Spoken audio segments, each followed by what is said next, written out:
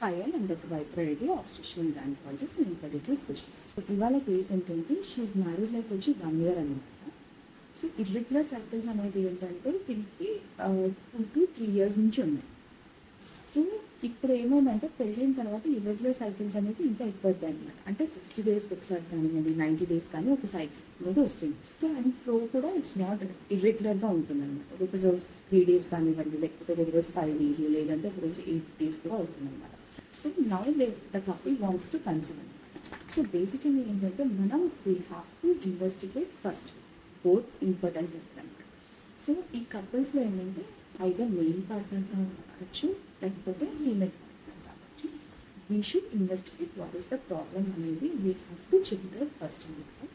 So counselling ఇచ్చి తర్వాత first we have to regularize this cycles and then we have to treat them accordingly if they want to conceive. ఓకేనా? Thank you so much అండి.